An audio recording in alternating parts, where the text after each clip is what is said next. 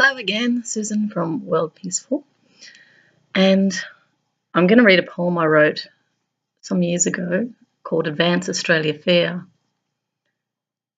I always come back to this poetry because often I get these feelings to communicate about my work. I guess this is what it is to be an artist.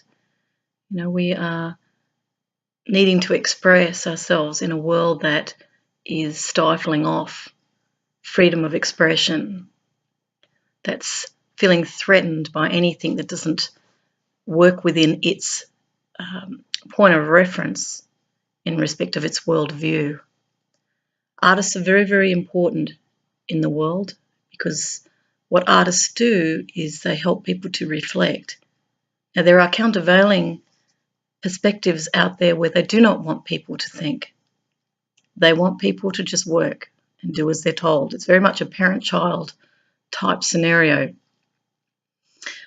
But the role of an artist is to say that there are no limits, that you can have your imagination take you beyond scripts that have been prescribed. So that's why poetry for me is one of the ways in which one can break down those levees, those banks that create the walls to expanding our understanding as a civilization. In the times we are in, it is absolutely necessary that everybody speaks up. Everybody must be speaking up now because the ice caps are melting. This is the reality. What we've done in the past is not working anymore. And the amount of marketing and PR that's still going into business as usual is quite incredible in my view. It's quite astounding that the complacency in the public, not just here in Australia but around the world, appears evident. And that complacency comes from fear, the fear of stepping up. And I know in other countries, having travelled, they may well get a knock on the door if they speak up. And certainly in the histories of various countries, people were rounded up and they were suppressed brutally. We don't want that in the future. We don't want control paradigms anymore. This is not healthy community. What this is particular viewpoints dominating the spectrum, if you like. Democracy is not a Western notion. It's about the sharing of power. It's about all voices being equal. Thankfully for myself, I've grown up in a culture here in Australia where egalitarianism was actually embedded in me as a child. So I always saw myself as equal, even though we're having the sexual harassment issues here, the misogyny. But, you know, I have to be fair and put a countervailing perspective too, that it really comes down to whenever we treat people less than ourselves, and it really doesn't matter whether it's a gender-based thing, whether it's a form of discrimination on some level, whatever that divider is, where another feels that they're less than someone else because of a narrative, those are the very things that disempower our world. And from a peace perspective, what we want to see is an empowered and vital world that's actively involved in its politics and public affairs, that thinks for itself, that has an education that's not about fulfilling corporate needs alone, but is expansive in respect of expanding a civilization to greater heights. That's what we all want. Not only within that, we want happiness and peace and joy. There is no life if you're not happy. If you're a bonded labourer working in a factory, ridiculous hours because there's no unions or there's no boundaries as to how long that employer keeps you, and there's no respect for your well-being, which we've certainly seen in sweatshops, various parts of the world. I've been to visit them. I've actually met bonded labourers who have worn their fingers to the bone for periods of time like 18 years. They never had fun. Myself as a clown, we went in and we clowned with these people.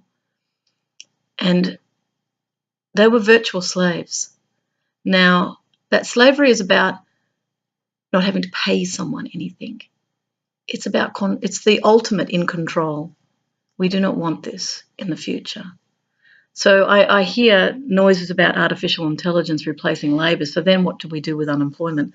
You know, there's complicated issues around this incessant push for profit maximising at the expense of the planet and community harmony. So with that, I will read a poem I wrote many years ago, and it's called Advance Australia Fair.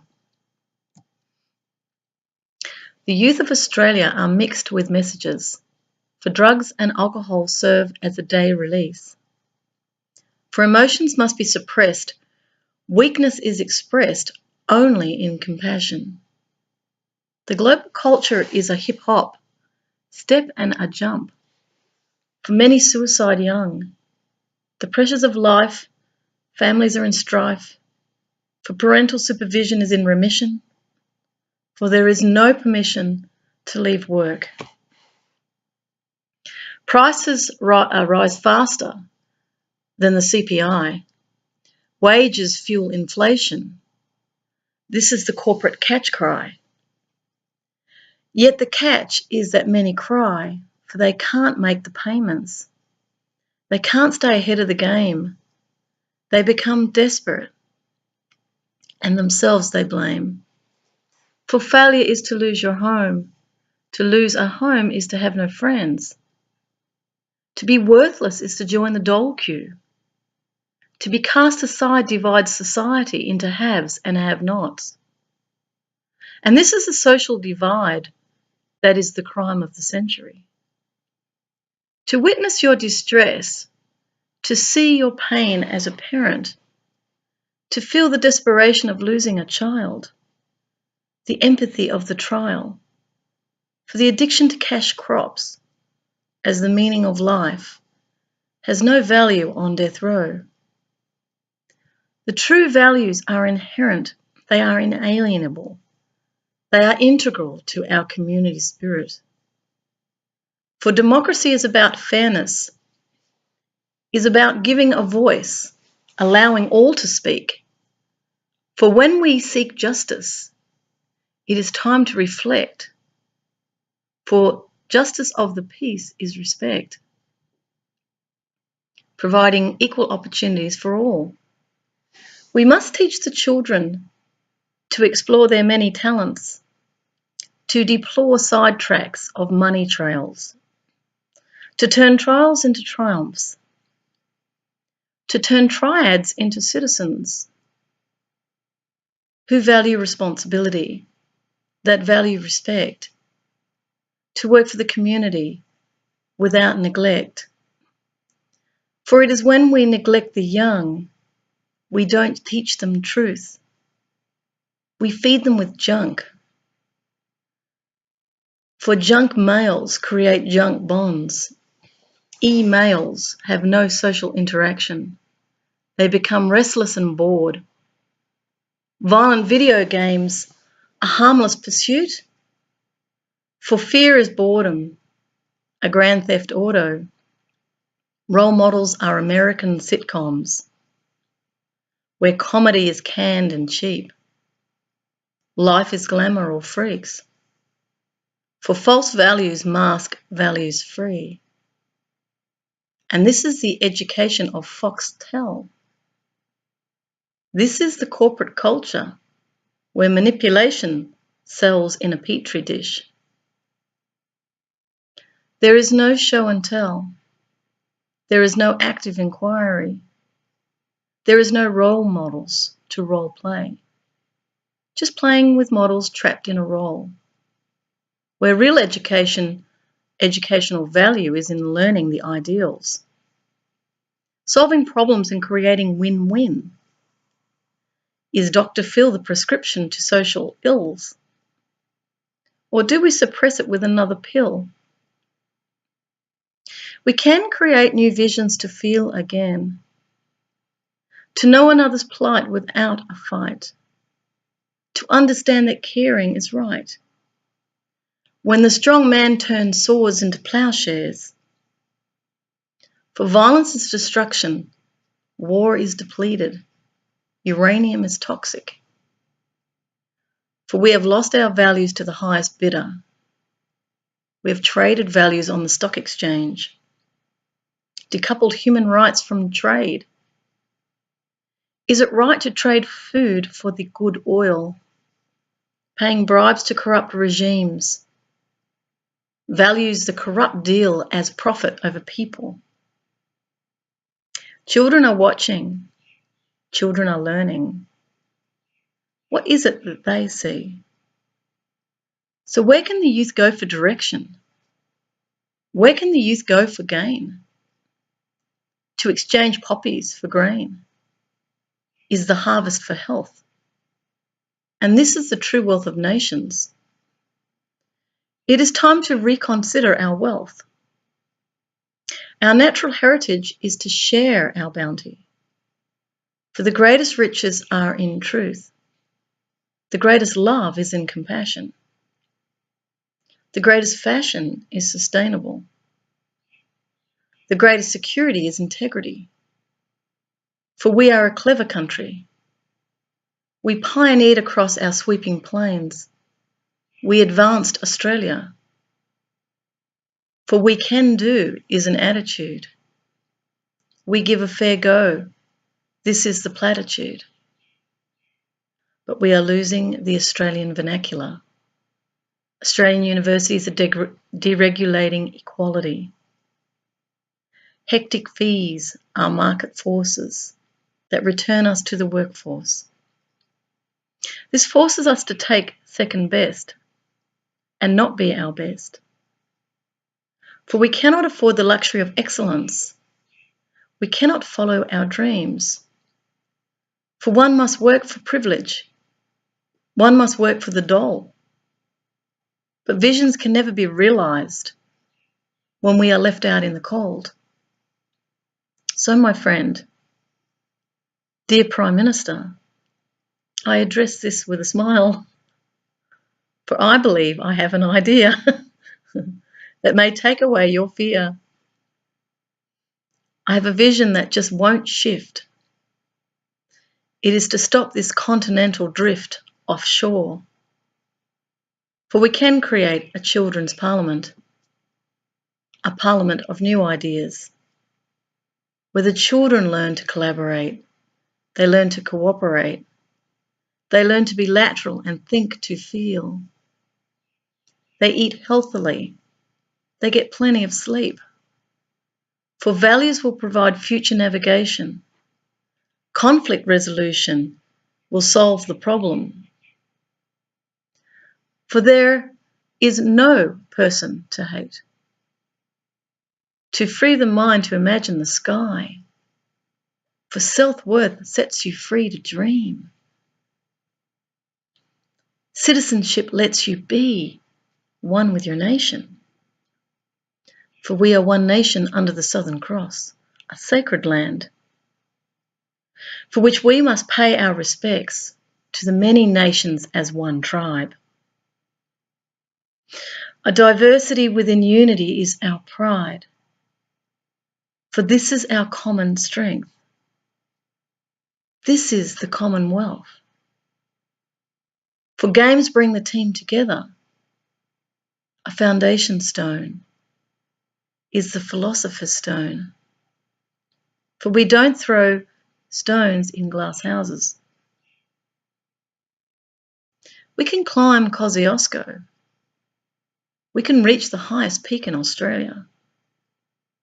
Before the next summit, our vision will be vast but not limited. And Australians will lead the world as indivisible, multicultural, sustainable. Our agenda is over 21. For we will advance Australia fair. With your blessing, it is time to care. I feel the passion when I read that.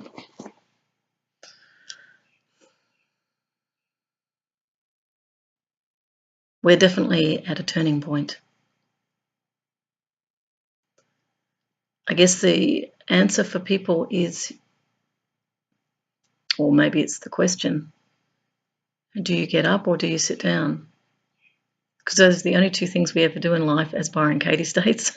She's quite right.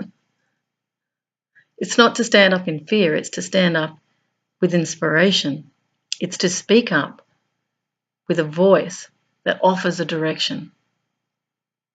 No point speaking up if you haven't got a solution, in my view. By all means, raise issues and solutions will be attracted, but be open to the solution, because we are that. I was just in a library yesterday and a man was looking over my shoulder at what I was doing, and he brought up the topic of government. And he brought up the topic of public institutions becoming corporatised. And of course, that's not news to me. We used to have the golden share in corporations. These are statutory bodies where government had a controlling interest. But slowly, what we're seeing is public assets that were owned by the public are either being publicly floated and turned into private entities in which we have less say because it's a private entity, or regulation or funding is actually being pared back, where the government no longer has as much influence over that particular entity. Now, these public goods were created for the public in the highest good of citizens. They were things that we shared. This is why I've talked about sharing as a form of democracy. It's the sharing of wealth. I'm old enough to remember a time when public assets were in public hands. And I do remember the various narratives that condemned government as inefficient. I actually believe that was propaganda. Although there would have been cases, of course, of wasted public money, and even today I could certainly see that, but I see it more as them being influenced by others who have a disproportionate say over the public. We don't have, in truth, if one vote, one value means that I'm heard, I'm not. I know that. How many votes do I have to get together in order to be heard?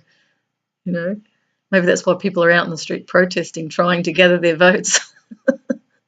But then we have one person coming from a company that's perceived in a certain way, who's contributing in a certain way, and they appear to get more access. And then there's the government contracts. Because things are contracted out now, it's becoming a private enterprise. So the very heart of these freedoms that are very relevant if we wish to live in peace and harmony are being eroded by the selling off of government assets and the diminution, if you like, of the voice of the public. They're getting less and less say. We're seeing public space disappearing. Users pay is now become the latest mantra, where everything that was provided for free is now starting to be costed out. And it creates barriers to people too. So those who don't have money can't access various things. This is the inequality that is arising. We are all equal as people, but what we create is these barriers through monetary access, if you like. Parking, the various costs of living, to try and live. A person who's actually on the lowest income pays proportionately higher than someone on a much higher income because it takes up more of their income. It's not equitable, and that inequality is actually what brings down a civilization, in truth. I've read quite a bit on that subject, and it's very, very important for social stability and global stability that we equalise people. And it's not just economics, of course, is important, but our global basic income actually would resolve a lot of that. If everybody was paid a global basic income, having all their basic needs met, then they're freed up to pick and choose. But the thing is, there's another paradigm that doesn't want people freed up. They want you locked into debt so that you have to work. So again, it's another way of reducing your ability to speak up, because of the fear generated by losing work and paying mortgages, and that's the trap. And I know a lot of people know that. That's what has to change. We have to have an equal system arising out of this. And I know that this system cannot go on. This juggernaut is definitely going to burn itself out. It has to. Despite the propaganda we see in the media, despite the business rhetoric, it's not a system that is in harmony with the planet. It's not in homeostasis. And unfortunately, the values that are being shared with the young are really about make it big, have fame in some way, like through the social media. The young people are trying to be seen and heard because they're not. They're still not seen and heard, So they're plugging in to this technology, which disconnects them from each other, makes them more fearful and anxious. That's not a world you want to bring to your children. You want your children to be out there saying hello to everyone and having fun, and following their dreams, doing the things that makes them happy. That is what we all want. So why aren't we doing it? What is the fear that's the barrier to that expression? You have to look into your own self, at your own fears and the reasons why you conform in ways that are not really serving you or humanity. We need to advance the world in truth, in fairness. And that fairness is coming from a base of we all have a right to exist here. Not just the few that have all this money and are thinking it's their playground. Well, it's not. You're sharing it with over 4 billion people, and it's their playground too. Now, how we play in the playground really is going to come down to whether we want a happy game or whether it all falls apart in tears, And what I'm seeing is more mental health issues arising across the world because people are going against what's true for themselves. Mental health is really powerlessness. And it's also induced by chemical imbalances through genetic engineering. The foods that we're eating are very unhealthy. And this is where greed does not work in our interest, you see. That loving, nurturing grandmother image that some of us would have experienced is disappearing. And that's the one who actually cares about you, who wants to make sure you get plenty of sleep and that you're well fed and that you're happy in what you're doing. That's what love is. And if we live in a world that just values these superficial trappings, it'll be, fall to the bottom. We will fall. We are falling, actually. So this message in this poetry is really to contemplate the young, what we're teaching them, the future we're going to give them, how the corporates are playing this game and undermining the democratic system. This is the big corporate. This is not the small business owners. I'm not talking about them. Sure, they have to profit maximize, and some of them are tyrants. I've seen a few. But on the whole, they work really hard, and they're pretty much workers, in the smaller businesses. But they're local, you see, and they get to know the people on the ground. Trouble with the CEOs and the big companies, they don't know their customer in truth. I was a market analyst. I know they don't know. They do market research to try and put it all on paper, but this is just paper. That's not sitting in front of someone and really knowing their life and understanding what your decisions have done to impact their life. It's not about balance sheets. Yes, you have to balance your balance sheet, but that's not the ultimate purpose of our activity. Our purpose here on earth is to make it better for the next generation and for ourselves to enjoy what we're doing.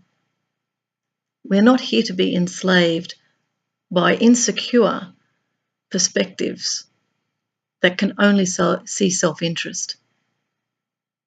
That is not leading us to positive outcomes on the planet. It's actually sinking the planet. But we will go first. Planet itself will actually regenerate, and it will. Planet's got a very powerful life force. But we humans don't even really understand how we're leading ourselves to that edge. Just like civilizations in the past, this one will fall. We can bring it back from the brink, but we have to come into a unity type consciousness which sees our interests as everyone else's, that doesn't give lip service to values, that actually lives it. That I just want all these marketing images to disappear of we care about you. They don't. They don't. I worked with them. They don't. They care about the bottom line. That's it. You know? And that's how we're rewiring ourselves. That's how we're changing the future. And what I'm going to be continuing to talk about in the future is ways and means we can haul ourselves back from that edge. Or even another way of looking at it, actually, which tends to resonate better for me, is to go to that edge and jump off. That's the fall. I tend to reflect that, is to jump off that edge and fly. And the future that is coming, and it will come, is way beyond what we can imagine. There are infinite possibilities in this life. You just have to choose them. Anyway, I send lots of love and peace, particularly to the youth around the world. And in respect of my own country, it's time to advance Australia fair.